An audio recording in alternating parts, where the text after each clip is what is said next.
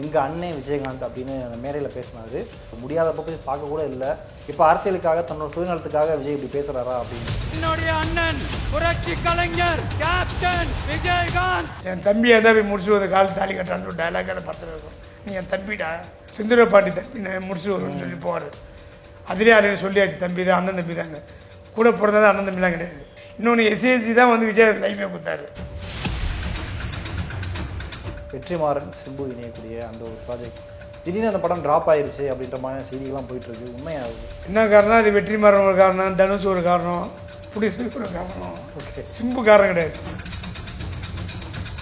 விஜய் அரசியல் பண்ண ஆசையா? விஜய் அரசியல் ஆசையா? ஒரு மண்ணாங்கட்டி கிடையாது. 200 கோடி 200 கோடி சம்பளம் வரேன். நீ தமிழ் நம்பர் 1 ஸ்டார்னா அவன் தான் சூப்பர் ஸ்டார். ரஜினிகாந்த்லாம் 10-15 வருஷம் ஆச்சு சூப்பர் ஸ்டார் பட்டத்தை இழந்து, சும்மா அவராக போட்டுருக்காரு. இப்படியாப்பட்டவன் சினிமாவை அழிக்கும் போது நல்லவன் ஒருத்தன் அரசியல் மட்டுமே நல்லவன் தான் விஜய். என்ன தப்பானால என்ன செய்யல? கூலி ஹிட்டா ஃப்ளாப்பா? கூலி ஃப்ளாப் இது.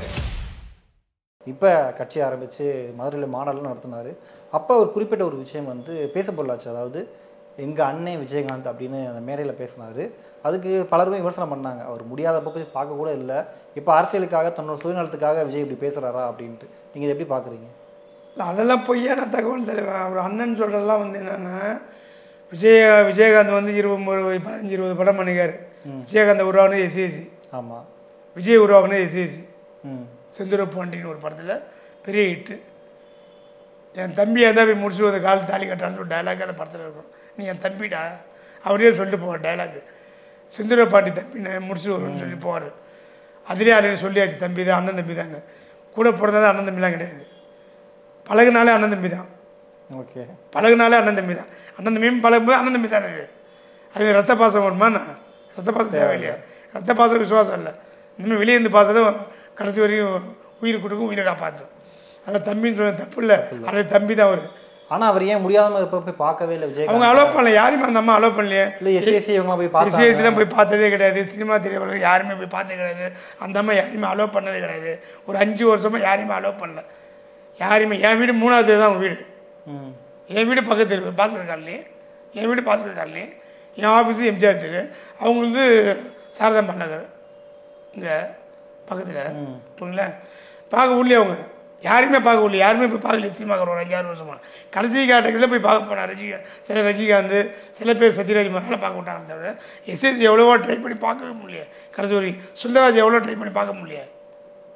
செல்வமணி எவ்வளோ ட்ரை பண்ணி பார்க்க முடியல. லியாகத் எவ்வளோ ட்ரை பண்ணி பார்க்க முடியல. கேளுங்க எல்லாத்தையும். அதெல்லாம் பார்க்கலையே. அந்த மாதிரி அலோவ் பண்ணல யாரும் பார்க்கறதுக்கு. அப்படி இவங்கெல்லாம் அலோவ் பண்ணாமல் விஜய் மட்டும் இப்படி போய் விஜய் பார்க்காம இருப்பாரு, இல்லை போகாமல் இருப்பாரு, போக தோணாமல் இருப்பான். அவங்க அலோவ் பண்ணலாம், இவங்க போகலை.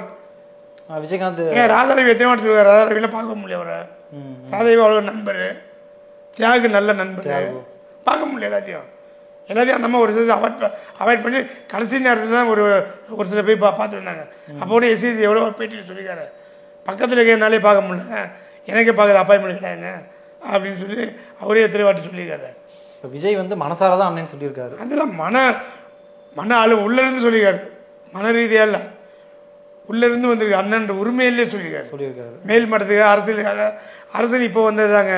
நான் அரசியலுக்குள்ளே வரல. விஜய் ஒரு கட்சி, ஒரு இயக்கம் மாதிரி ஒரு கட்சி வச்சுருக்காரு. நான் அரசியல், எம்எல்ஏ, எம்பி சீட்டு ஒருத்தர் முயற்சி பண்ணக்கூடாது அப்படின்னு சட்டம் இருக்காண்ணா சொல்லி. யார் வேணால் அரசியல் நிற்கலாம், யார் வேணால் சினிமாவுக்கு வரலாம், யார் வேணால் விமர்சனம் பண்ணலாம். புரியுங்களா?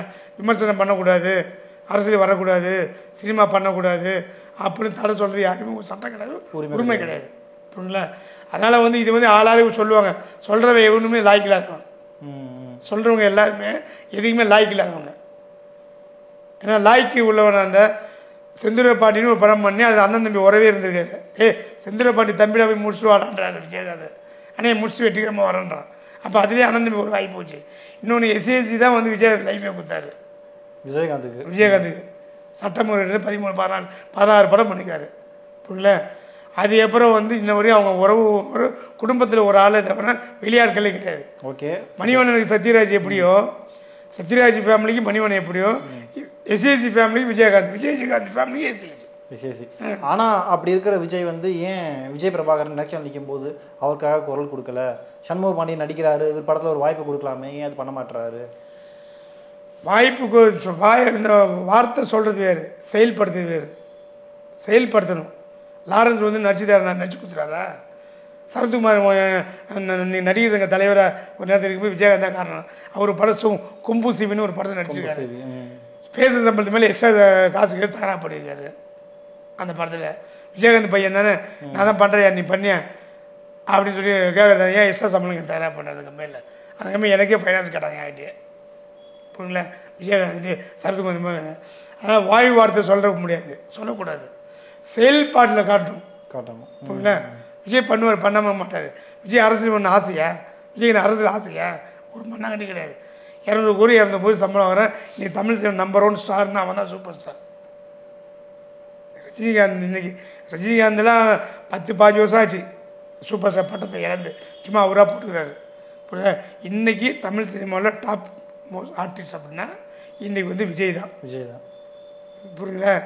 290 கோடி 300 கோடி சம்பளம் வர கெப்பாசிட்டி, அதே மாதிரி 500 கோடி 600 கோடி வியாபாரம் ஆகிற ஆர்டிஸ்ட்டு நீ நம்பர் 1 சூப்பர் ஸ்டார்னா விஜய் தான் தமிழ் சினிமாவில், வேறு யாரும் கிடையாது. என்னுடைய 40 வருஷம் எக்ஸ்பீரியன்ஸ் சினிமாவில் அனுபவத்தில். புரியுங்களா?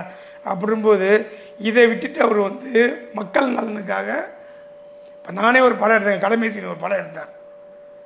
இதே ரஜினி 10 கோடி லாஸ் பண்ணிட்டாங்க.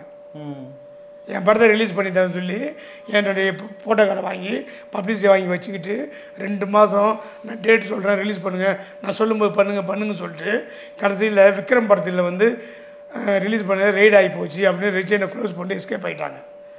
அப்போ என்னக்கிட்ட கூப்பிட்டு சொல்ல நீ வெளியே கொடுத்து ரிலீஸ் பண்ணிங்க, எங்களால் இப்போ ஆஃபீஸு 2 மாதம் லீவு அப்படின்றாங்க. வேறு வழி இல்லாமல் நான் மாட்டிக்கின்னு அவசரப்பட்டு 2 மாதம் அவங்களே வெயிட் பண்ணி என்னை லாஸ் பண்ணி வெளியே அனுப்பிட்டாங்க. எனக்கு லாஸ் ஆகி போச்சு. அதே மீறி சேனலில் கொண்டு போயிட்டேன். சன் டிவியில் தமிழ் சினிமாவில் மட்டமான சேனல், கேவலமான சேனல், பொம்பளைங்களை வச்சு தொழில் பண்ணுற ஒரே சேனல் அப்படின்னா சன் டிவி தான். சன் டிவி சேனல் தான். என் படத்தை 3 கோடி ரூபாய் வாங்கிட்டு ரிலீஸ் ஆகி 4 நாள் கழித்து இந்த படம் எங்களுக்கு வேணாம் எடுத்து போக சொல்லி இன்ன வரையும் நான் சாட்டிலைட் எடிட்டர் விற்கல. ஓகே.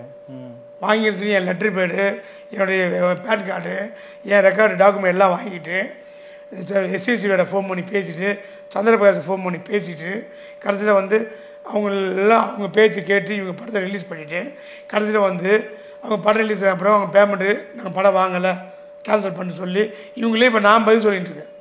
ஓகே. இவ்வளோ கேவலமான சேனல் யாரை நம்பி இருக்குது? திமுக நம்பி இருக்கு. இவ்வளோ கேவலமாக ரெஜின் இந்த தைரியத்தில் இருக்குது, திமுக நம்பி இருக்கு. இப்படியாப்பட்டவன் சினிமாவை அழிக்கும் போது நல்லவன் ஒருத்தன் அரசியல் வரட்டுமே. நல்லவன் தான் விஜய். என்ன தப்பானால என்ன செய்யலை? வேலைக்காரன் பிள்ளை வீடு கொடுத்துருக்கான், வேலைக்காரன் பிள்ளை வீடு கொடுத்துருக்கான். விஜய் வீட்டில் வேலை பார்க்குறோம், விஜய் வீட்டில் வேலை பார்க்குறேன், எஸ்எஸ்சி வீடு வேலை பார்க்குறேன், எல்லாத்தையும் வீடு கொடுத்துருக்காங்க, உணவகம் கொடுத்துருக்காங்க, படிப்பு கொடுத்துருக்குறாங்க. அதுக்கப்புறம் வந்து இப்போ விஜய் வச்சு படம் பண்ண எந்த தயாரிப்பாளரும் லாஸ் ஆகக்கூடாதுன்னு சொல்லி விஜய் வந்து எல்லாத்தையுமே வந்து அட்ஜஸ்ட் பண்ணி டேட்டு கொடுத்துருக்காரு, லாஸ் ஆகும் பணம் கொடுத்துருக்காரு. விஜயால் லாஸ் எந்த ப்ரொடியூசர் ஏதாவது ஒரு தயாரிப்பை சொல்லுங்க, பிடிசி மாதிரி விடுங்க, லிஸ்டே கிடையாது, அந்த ப்ரொடியூசரே கிடையாது, அந்த படத்தை அந்த சம்மந்தம் கிடையாது. புரியுங்களா? மற்ற எந்த தயாரிப்பாலும் இந்த விஜய் லாஸ் ஆகிருக்கேன், ரோட்டுக்கு கொண்டேன். இப்போ தனுஷ் சொல்லலாம், என் மாமனார் ரோட்டுக்கு கொண்டேன், நான் காலா படம் பண்ணேன் ரோட்டுக்கு போயிடுன்னு. புரியுதா? லிங்கா படம் பண்ணேன் ரோட்டுக்கு போயிடுறேன், ராக்லைன் இவங்களே சொல்லலாம். லிங்கா படம் பண்ணேன், ராக்லைன் நான் ரோட்டுக்கு போயிடுனேன். குசேலம் படம் பண்ணேன், கவிதாலயா க்ளோஸ் ஆகின்னு சொல்லலாம் ரஜினிகாந்த் வச்சு. புரியுங்களா? அதேமாதிரி ஏவிஎம் வந்து சிவாஜி படம் பண்ணாங்க, சிவாஜி ஏவிஎம்மில் லாஸ் ஆகி சினிமா விட்டு போனது சிவாஜி படத்து மூலமாக தான். ஏவிஎம் போனதுக்கு அந்த படம் தான் காரணம். சிவாஜி தான், ரஜினி தான் காரணம். இல்லைன்னா ஏவி இன்னும் 10 படம் பண்ணியிருப்பாங்க. கடைசி படம் சிவாஜி ஏவிஎம்க்கு. சத்யா மூவி எவ்வளோ பெரிய கம்பெனி, அந்த படம் லாஸாக போன எந்த படத்தில்? பாஷா தான். பாஷா படம் படம் பண்ணல, எவ்வளோ பெரிய நிறுவனம் அது. கவிதாலயா குசேலம் கடைசி படம். சிவாஜி ஃபிலிம்ஸ் சந்திரமுகி ஊருக்கு லாபம், சிவாஜி ஃபிலிம்ஸ் லாஸ் அந்த படம். அதுக்கப்புறம் அவங்க படம் பண்ணல, அதில் லாஸ் ஆனவங்க தான் தோட்டத்தை விற்றுவாங்க. அது மாதிரி சினிமாவை அழிச்சவன் வாழ்கிறான், சினிமாவை வாழ வச்சு அரசியல் வாழக்கூட என்ன இருக்குது? ஓகே. இப்போ நீங்கள் பேசும்போது ரஜினி படம் தான் சொல்லிட்டு இருந்தீங்க. இப்போ ரீசெண்டாக கூலி ரிலீஸ் ஆச்சு. கூலி ஹிட்டா ஃப்ளாப்பா? கூலி ஃப்ளாப். இது ஃப்ளாப்பு. ரஜினி என்ன சம்பளம்? இது லாபத்தில் 30% சம்பளம். ஓகே 3 கோடி லாபம் 300 கோடினா 90 லட்சம் சம்பளம், 90 கோடி சம்பளம். வெளியே பிள்ளை 200 கோடி 300 கோடி ஓடுற குழந்தை விஜய் ஓடின்னு இருக்கான், அவனுக்கு 200 கோடி தான் சம்பளம் தான் சினிமாவில். ஒரு நிற்கிறவனுக்கு 300 கோடி தருவான் சம்பளம். அது இவங்களே சொல்லி வெளியில் அரசாங்கம் அவங்களுது கருப்பு பணத்தை வந்து வெள்ளையாக்கிறதுக்கு ரஜினி 300 கோடி சம்பளம் கொடுத்தேன், அனிருத்துக்கு 5 கோடி சம்பளம் கொடுத்தேன், அவனுக்கு வந்து இவ்வளோ சம்பளம் கொடுத்தேன். கில்லர்னு ஒரு பணம் படம் ஏஆர் ரகுமான் 7.5 கோடி ரூபா சம்பளம். ஏஆர் ரகுமான் அனிருத்து பெரியால, ஏஆர் ரகுமானோட அனிருத்து பெரியால அப்படி கிடையாது, அப்படிலாம் கிடையாது. ஏஆர் ரகுமான் தான் பெரியாள். ஏஆர் ரகுமான் 7.5 கோடி தான் சம்பளம், அனிருத்து எப்படி 5 கோடி சம்பளம் கொடுப்பாருங்கப்போ? அப்போ இது யாரை ஏமாத்த கதை? விஜய் 200 கோடி சம்பளம், 200 கோடி சம்பளம். இப்போ ரஜினி எப்படி 300 கோடி சம்பளம் கொடுப்பாங்க? இது யாரை ஏமாத்துற கதை? மீடியா இருக்குது, என்ன சொல்ற, காசு இருக்குது. நீ பொம்பளை வச்சு சேனல் நடத்தி ஊரை ஏமாத்திரு சன் டிவி. நீ வந்து பணத்தாள்ளி இறக்குங்கிற. ஆனால் படம் ரிலீஸ் ஆன 4-5 நாள்லேயே படம் 400 ஒரு மண்ணாங்கடி கிடையாது, ஒரு மண்ணாங்கடி கிடையாது. தமிழ்நாடு 60 ரூபா ஷேர் அந்த படம். தலைவன் தலைவி 35 ரூபா ஷேர், 35 கோடி ரூபா தலைவன் தலைவி. அது 60 ரூபா ஷேர். தலைவன் தலைவி பட்ஜெட்டு 30 கோடி, இந்த படத்துக்கு பட்ஜெட்டு 300 கோடி. இது அப்போ எது லாபமான படம்? தலைவன் தலைவி விற்றுருக்காங்க, விற்று தேட்டருக்கு லாபம், டிஸ்ட்ரிபியூட்டருக்கு லாபம், ப்ரொடியூசருக்கு லாபம். இந்த படம் விற்கலை, அப்போ என்ன லாபம்? சன் டிவிக்கு என்ன பண்ணாலும் அவன் லாபம். புரியுதா? அவன் சம்பளம் என்ன கொடுத்துருக்காங்க? லாபத்தில் 30% சம்பளம், அவ்வளோதான். அவ்வளோதான். ரஜினிகாந்த் 300 கோடி 200 கோடி நான் ஒரு மயிரும் கிடையாது, எல்லாம் டுபாக்கூர் வேலை. ஓகே, இல்லை சுப்பிரமணி தெரியும், திருப்பூர் சுப்பிரமணி தெரியும் எல்லாமே. என்ன அவர் தெரியாத, அவர் சும்மா அள்ளி விடுவான், அந்த பொய்ய சொல்லுவாங்க. ரஜினி சால்ட் ஆயிடுச்சு. ரியல் மேட்ரு தமிழ்நாடு 60 ரூபா ஷேர் அந்த படம், அவ்வளோதான். அவ்வளோதான். ஓகே, இன்னொரு பக்கம் எல்லாருமே எதிர்பார்த்துட்டு இருந்த ஒரு மிக முக்கியமான ப்ராஜெக்ட் அப்படின்னா வெற்றிமாறன் சிம்பு இணையக்கூடிய அந்த ஒரு ப்ராஜெக்ட். வேறு ஒரு கதையை வடச்சென்னை மாதிரி அவன் வேறு ஒரு கதையில் பண்ணுறோம் அப்படிலாம் ஷூட்லாம் கூட போயிட்டு இருந்தாங்க. திடீர்னு அந்த படம் ட்ராப் ஆயிடுச்சு அப்படின்ற மாதிரி செய்திகள்லாம் போயிட்டுருக்கு. உண்மையாகுது? இல்லை, படம் இப்போதைக்கு கொஞ்சம் டிலே ஆகும். டிலே ஆகுது. டிலே ஆகும். என்ன காரணம் டிலேக்கு? என்ன காரணம்? அது வெற்றிமாறன் ஒரு காரணம், தனுஷ் ஒரு காரணம், புடிசர் ஒரு காரணம். ஓகே, சிம்பு காரணம் கிடையாது. சிம்பு ரெடியாக இருக்கா? அப்படி சிம்பு எப்போவுமே ரெடி, எதுக்கும் ரெடி. முதல்ல இவங்களே ஒரு முடிவு பண்ணிட்டு நம்ம ஆரம்பிச்சிக்கலாம் அப்படின்னு சிம்பு ஃபாரின் போயிட்டு அப்படி வந்தவொடனே ஆரம்பிப்பாங்க. அது வெற்றிமாறன் முடிவு பண்ணும் அப்படி. ஓகே ஓகே, ஆனால் படம் நடக்கும். படம் நடக்கும். வெற்றிமாறன் மனசு வச்சா மனசு வச்சா நடக்கும். ஓகே, இப்போ சிம்பு ரெடியாக தான் இருக்குது, ஆனால் இவங்க தான் கொஞ்சம் ப்ராப்ளமாக இருக்காங்க இப்போ. ஓகே ஓகே, இப்போ சிம்பு அடுத்ததாக மற்ற படங்கள்லாம் அறிவிச்சாங்க, ஆனால் ஷூட் எதுவும் போகிற மாதிரியே தெரியலையே. ஷூட் எதுவும் போகலாம். இப்போ எல்லாமே புடிச்சு அது கமிட்மெண்ட்ல அடுத்தது கமிட்மெண்ட்லங்கிறதுனால அதனால் வந்து அதெல்லாம் முடிச்சுட்டு ஆரம்பிக்கலாம்னு சொல்லி பண்ணுறாங்க. ஆனால் இவர் வந்து உடம்பு ரெடி பண்ணிட்டு தான் போயிருக்காரு. சிம்பு உடம்பு ரெடி பண்ண போயிருக்காரு மறுபடியும். Okay okay okay, super sir. இவ்வளோ நேரம் நிறைய விஷயங்கள் ஷேர் பண்ணிட்டீங்க, ரொம்ப நன்றி. தேங்க்யூ. நல்லா இருக்குது. ஓகே.